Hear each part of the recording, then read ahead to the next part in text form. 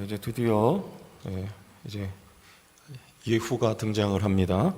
예후는 엘리야 때에 850대 1로 바알과 아세라 선지자와의 대결에서 승리했던 엘리야에게 여전히 기세가 등등하고 서슬퍼렇게 살아서 엘리야를 위협했던 이세벨의 위협에 절망하고 낙심해서 이제 광야로 그리고 호렙산으로 엘리야가 도망을 하게 되죠. 그 자리에서 하나님께서 낙심하고 있는 엘리야에게 주신 말씀이 하사엘에게 아람 왕, 그리고 이스라엘 왕 예후에게, 그리고 엘리사에게 기름을 부어 세우라.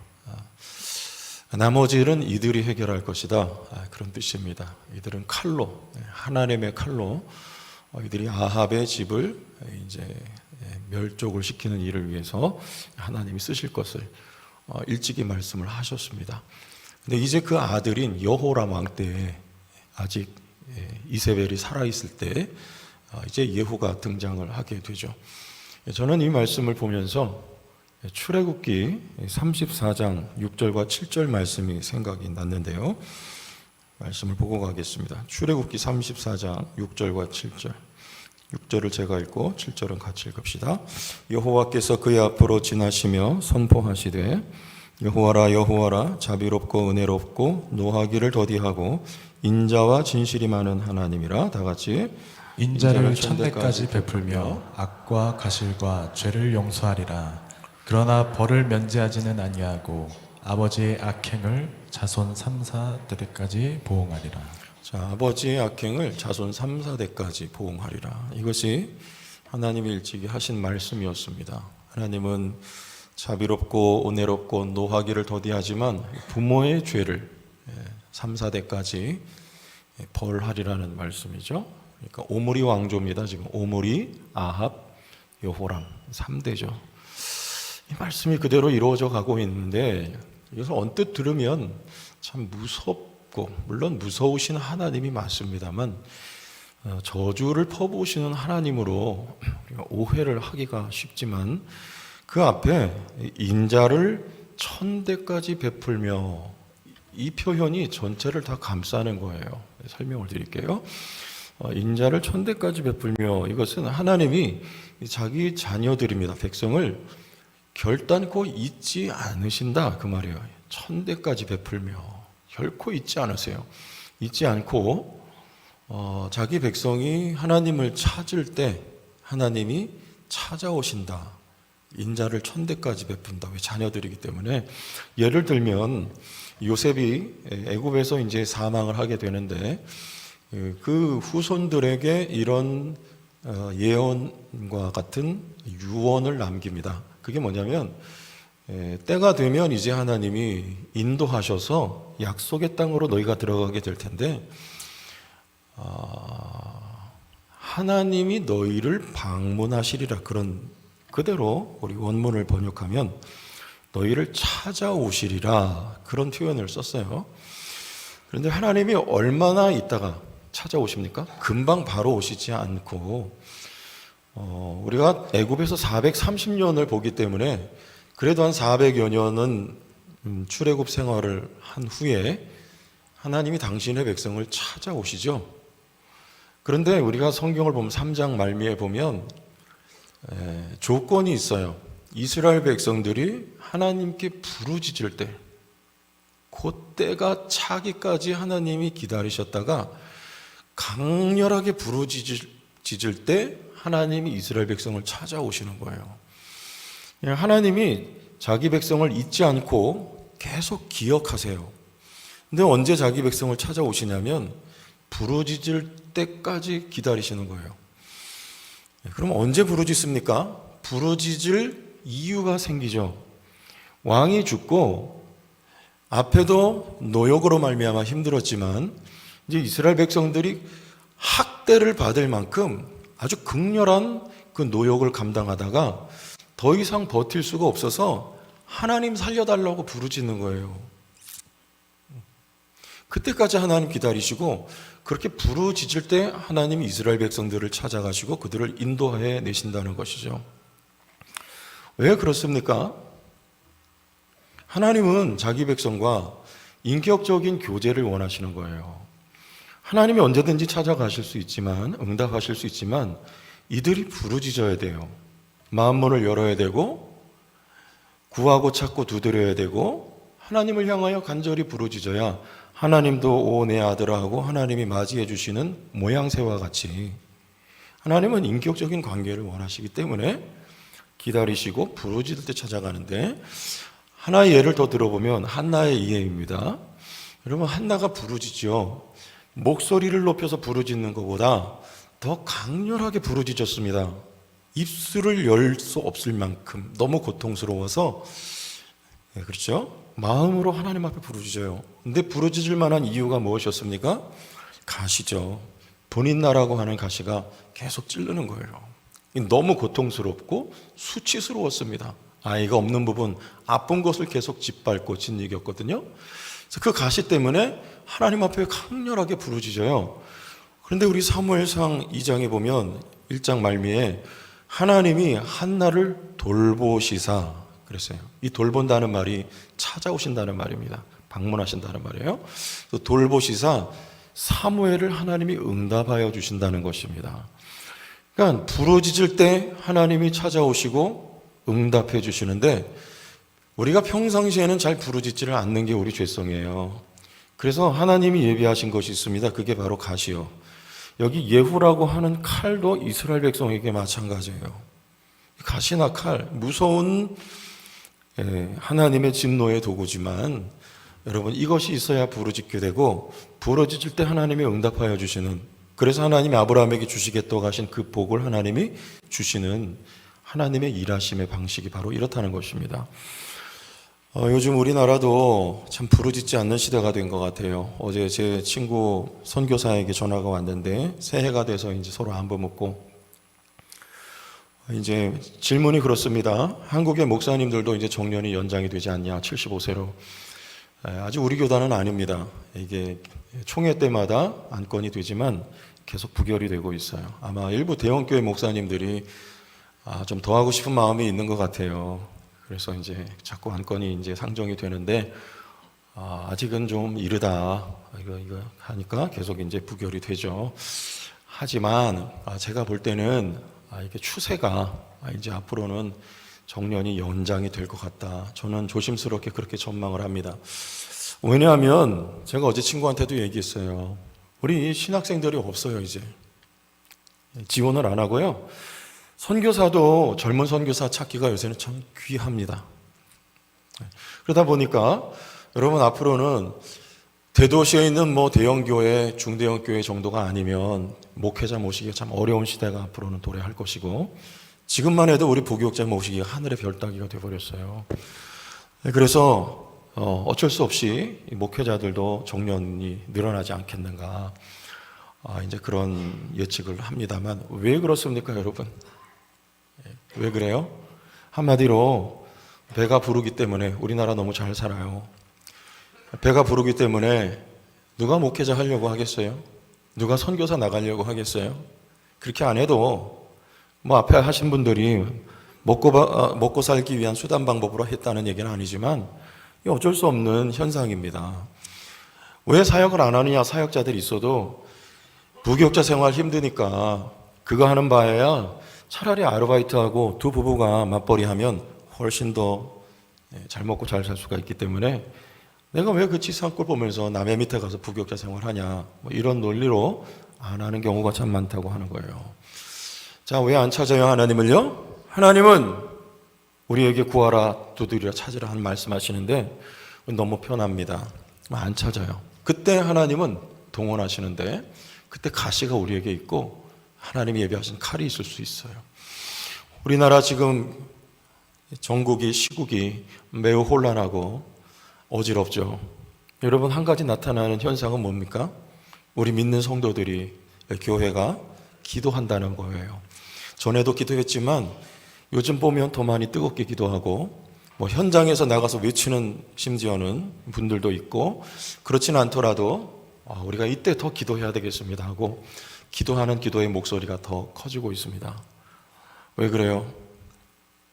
여러분, 우리 대한민국 여기까지 하나님 인도하셨고, 국방력으로 하면은 세계에서 6위고 경제력으로 하면은 10위권 안에 들락달락 하고 있습니다. 여러분, 여기에서 우리나라가 좌초하면 되겠습니까? 혹여라도? 안 되죠. 더 복을 받는 나라가 돼야 되고 우리 자녀들에게 이 나라를 잘 물려되지 않겠어요? 그러니까 우리나라 위해서 기도하는 거죠. 저도 나라와 민족 위해서 기도한다고 했지만 요즘처럼 관심 많이 갖고 기도하는 때는 또 없었던 것 같아요. 언제 부르짖습니까? 곤란을, 갈등을, 어려움을 만나야 우린 부르짖는다 그 말이에요. 그리고 부르짖을 때 하나님이 응답하여 주시는 하나님인 줄 믿습니다. 사사기에서도 한 단어예요. 부르짖을 때까지. 다음 세대 아닌 다른 세대가 일어나요. 근데 이들이 하나님을 잊어버려 여호와의 전쟁을 경험하지 못했어요. 어떻게 이 땅을 차지했는지 똑똑히 두 눈 뜨고 보았던 그 선배들은 하나님을 경외했는데 그들이 하나둘 세상을 떠나고 나자 여호와의 전쟁을 알지 못하는 다른 세대는요, 하나님을 떠난단 말이에요. 그때 하나님이 두신 가시, 이방 민족들로 찌르자 한 단어, 부르짖기 시작하자. 그때 하나님이 사사를 보내서 그들에게 구원을 베풀어 주시는 것입니다. 여러분 기억하시길 바랍니다. 하나님은 자비롭고 은혜롭고 인자하신 하나님이십니다. 하나님 여러분의 아버지가 되십니다. 자녀인 여러분들 하나님 앞에 간절히 중심으로 진실로 부르짖는 성도들 되길 바랍니다. 하나님이 응답해 주신다 그 말이에요. 여러분 찾아오셔요. 자, 그런데 이들을 위한 이 칼이 곧 오늘 말씀에 나오는 예후라는 것입니다. 예후. 하나님 말씀하셨으니 엘리야에게 하사엘의 칼을 피하면, 예후의 칼을 피하면 엘리사의 손에 죽으리라. 이 세 사람은 하나님이 이스라엘 백성들을 다루기 위해서 준비하신 칼이란 말이었어요. 칼. 오늘 본문에서 발견할 수 있는 역설은 뭐냐면 이 예후라고 하는 사람은요 굉장히 폭력성이 아주 강한 사람이에요. 근데 이 예후의 폭력으로 말미암아 이스라엘 백성과 하나님 사이에 평화가 샬롬이 임하게 됐다. 이런 말씀을 우리에게 메시지하는데요. 우리 오늘 본문에 돌아가서 9장을 보면 이 평안이라고 하는 단어가 무려 10번 나옵니다. 여러분 눈으로 한번 쭉 보세요. 11절 보면 평안, 또 17절 보면 평안, 18절 보면 평안 2번 나오고 19절에도 평안 2번 나오고 22절에도 평안 2번 나오고 26절에도 가풀이라 요 말이 평안이라는 말입니다. 31절의 마지막으로 평안, 이렇게 10번이 나오는데 그만 찾으세요. 10번 맞습니다. 나오는데 자, 그러면 이 본문에서 이 성경을 쓴 저자가 하고 싶은 말이 뭡니까? 평화 평화로다 하늘 위에서 내려오네. 평화가 어떻게 이스라엘 백성에게 임하느냐? 예후가 처단할 상대를, 대상을 죽일 때 예후의 폭력성으로 말미암아 놀랍게도 하나님의 평안이 이스라엘에 임한다 그 말입니다. 예후가 누구를 죽입니까? 아합의 아들이었던 여호람을 죽입니다. 그리고 사촌이었던 남유다 왕 아하시아를 죽입니다. 그 형제들을 다 죽입니다. 그리고 이 죄악의 진원지였던 이세벨을 예후가 죽여요. 그래야 평안이 임해요. 여러분 이 이세벨은요 성경에 음녀로 표현이 되는데 한 절만 확인합시다. 쭉 내려가서 30절이에요. 우리 9장 30절. 예후가 이스라엘에 오니 이세벨이 듣고 눈을 그리고 머리를 꾸미고 창에서 바라보다가, 예후가 오는데 왜 이 아이라인을 그리고 눈썹 그리고 왜 머리를 꾸며요? 뭘 말하는 거예요 지금? 이세벨은 음녀라 그 말입니다. 무슨 의미에서 음녀입니까? 이스라엘의 바알과 아세라를 들어온 장본인이에요. 그래서 이스라엘 백성들로 하여금 하나님을 등돌리게 했던 요인이 바로 음녀 이세벨인데요. 이 이세벨은 이 아합 시대나 구약이나 신약의 신약 성도들이나 오늘 이 시대에도 이세벨은 살아서 역사하고 여러분 속에도 있다는 거 혹시 아세요? 우리 요한계시록 2장 20절 다 같이 읽습니다. 시작. 그러나 내게 책망할 일이 있노라. 자칭 선지자라 하는 여자 이세벨을 내가 용납함이니 그가 내 종들을 가르쳐 꿰어 행음하게 하고 우상의 재물을 먹게 하는도다. 자, 여기 7교회 가운데 주님이 주신 경고의 메시지이죠. 초대교회 우리 요한 사도가 살아있을 때에도 교회 가운데 음녀 이세벨을 따랐던 성도들이 있었다는 얘기입니다. 역사 속에 항상 있었던 이세벨, 오늘 이 시대에도 있어요. 여러분 속에 있다는 거 아세요? 특히 우리 목회자들에게 있어서 이세벨은요, 3가지로 저는 봅니다. 우리 목사님들 안수 받을 때 축사하는 목사님들 가운데 아직도 제 고등학교 때 들었던 말씀인데요. 첫째가 뭐냐면 조심해야 될 그 목회자들, 돈. 2번째 명예욕, 3번째 이성. 여러분 3가지의 목회자들 대부분 다 걸려서 넘어지는 분들 요거 3개입니다. 이성이 깨끗해도 결국에는 돈에 넘어지고요. 결국에는 명예에 넘어지는 경우들 많아요. 이게 다루어지지 않고 한 교회를 담임하게 되면 여러분 교회가 어려움 겪게 됩니다. 이게 이세벨이에요. 죽어야 돼요. 그래야 나도 살고 교회도 살아요. 평화가 임해요. 성도에겐 없느냐? 요한일서 2장 16절을 한번 다시 같이 읽어봐요. 시작. 이는 세상에 있는 모든 것이 육신의 정욕과 안목의 정욕과 이생의 자랑이니 다 아버지께로부터 온 것이 아니요 세상으로부터 온 것이라. 육신의 정욕, 안목의 정욕, 이생의 자랑, 하나님께로부터 온 것이 아니고 세상으로부터 온 이것이 여러분 속에 있을 수 있는 이세벨입니다. 여러분 이게 죽어야 돼요. 누가? 하나님이 때로는 가시와 때로는 무섭지만 칼을 통해서 우리를 찌르고 우리를 겸손케 하고, 벌한다는 말은 아까 출애굽기에 벌한다는 말은 비워낸다는 말이에요.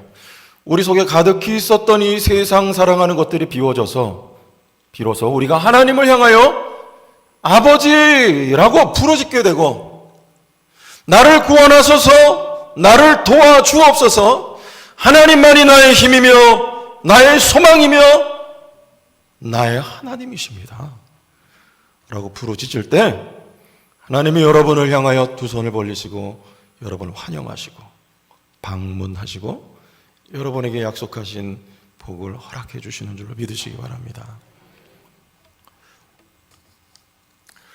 자, 그래서 갈등이 있어요. 하나님과 우리 사이에도 끝없는 갈등이 있을 수 있습니다. 이 갈등은 칡나무와 그리고 등나무, 그렇죠? 칡나무와 등나무의 대립이에요. 그걸 갈등이라고 해요. 그럼 누가 더 셉니까? 하나가 죽어야 하나가 살아요. 여러분, 하나님과 여러분 사이의 갈등, 내 이 이기심과 내 고집, 아집, 교만, 이게 여러분 죽어야 하나님이 여러분 가운데 왕으로 좌정하시고 통치하셔서 샬롬이 여러분에게 임한다 그 말이에요. 자, 그런데 이 가시의 강도가 오늘 본문에 나오는데 참 기가 막혀요. 우리 11절과 20절 두 절 보면 나옵니다. 한 단어에 11절 먼저 볼게요. 9장 11절, 예후가 나와서 그의 주인의 신복들에게 이르니 한 사람이 그에게 묻되 평안하냐? 이게 예후예요. 무슨 자예요? 앞에 보세요. 이런 사람 예후가. 하나 더 볼게요. 20절 가보세요. 같이 읽읍시다. 시작. 파수꾼이 또 전하여 이르되 그도 그들에게 갔으나 돌아오지 아니하고 그 병거 모는 것이 님시의 손자 예후가 모는 것 같이 어떻게 몰아요? 병거를 지금 몰고 가는데 누굴 향하여 가냐면 이제 엘리사에게 말을 들었거든요. 네가 왕 될 거야. 여호람 왕 죽여. 근데 그 여호람을 향하여 병거를 모는데 미친 듯이 몰고 가는 거예요. 이 미친 사람이에요. 뭐에 미쳤습니까? 이 믿음 있는 사람은 아닙니다. 이 왕권에 미친 사람이에요. 엘리사의 그 한마디 듣자 그냥 한 걸음에 미친 듯이 이 병거를 몰고 달려가는 미친 사람이 바로 예후입니다. 이에 의해서 여호람 그리고 이세벨이 죽음을 맞이하게 돼요. 그럼 미친 사람 앞에는 어떻게 돼야 돼요? 어떻게 돼야 돼요? 맞짱 떠야 되는 거예요. 똑같이 더 미치게 해버려야 되는 거예요. 그래야지 이겨요. 하나님이요, 여기 신명기 말씀에 나오는데 여러분이 회개치 아니하는 고집, 여러분 맷집이 얼마나 세세요? 그러면 하나님은 여러분보다 더 강도가 높은 가시를 준비하십니다. 왜? 그래야 여러분이 꺾이고, 무슨 문제인지 몰라요. 여러분 자녀인지 모르겠어요. 어떤 어려움과 공경인지 모르겠습니다. 여러분 아무리 하나님 앞에 고집 부리고 꺾이지 않는 여러분의 그 단단한 맷집을 가지고 살아간다 할지라도 하나님은 여러분의 고집보다 더 센 가시를 준비하시고 여러분을 꺾을 준비를 하나님이 하고 계시다는 것. 무섭지만, 괴롭지만, 안타까울 수도 있지만 때로는, 그러나 우리 믿는 사람들이 살아가면서 많이 경험하는 현실, 우리가 맞닥뜨리는 모든 부분들 아닙니까? 우리는 거기에 대해서 답을 내줄 수가 없어요. 위로해주고 기도해 줄 수밖에 없는 일들이 많습니다. 그러나 그런 일들 통해서 하나님은 오늘 키워드 무엇하게 하신다고요? 따라합시다. 부르짖게. 다시 한번 부르짖게. 여호와 하나님을 향하여 부르짖게 하시고 그 고난의 고비를 넘어서 하나님은 여러분에게 축복 주시기 위해서, 부르짖게 하시기 위해서 오늘도 일하시는 은혜롭고 자비롭고 노하기를 더디하시는 사랑의 하나님인 걸 믿으시기 바랍니다. 일본의 병아리 감별사들이 세계에서 제일 잘한대요. 병아리가 태어나면 똑같은 암수가, 근데 이걸 뭘 보고 감별하겠어요? 뭘 보면 되겠어요? 방법이 없잖아요. 이게 참 어렵대요. 그래서 연봉이, 이게 소득이 높대, 감별사를 잘하면. 근데 이 일본 사람들은 그 발견, 개발해낸 방법이 뭐냐면 그 병아리 새끼가 태어나면 항문을 본대요. 딱 이렇게 항문을. 저는 본 적이 없는데 항문을 보면 암컷인지 수컷인지 이제 구분을 할 수가 있다고 하는데, 이게 뭔가 그 항문을 뭘 보면 수컷인지 암컷인지 압니까? 라고 물어보면 딱히 이게 설명을 못 한대요. 그러니까 이게 계속 보다 보면 그걸 알 수 있다는 거예요. 이게 무슨 말이에요? 가르칠 때에도 이 병아리 감별 학교가 있는데 제자들에게 그냥 들여다보라 그런데 그거 참 그래요. 이 들여다보고 암컷이면 이쪽에, 수컷이면 이쪽에 놔라. 처음엔 막 틀려. 그런데 틀리면 다시 바로 잡아주고 이렇게 해가지고, 근데 나중에 이걸 몇 달을 하다 보면 전문가 반열에 올라간다고 합니다. 딱 보면 무의식적으로 이거를 알게 된다. 그런 이야기를 하더라고요. 무의식. 여러분, 우리 여성들이 마음에 드는 남자를 만나면 무의식적으로 하는 행동 가운데 하나가 뭐냐면 머리를 만진다, 이렇게.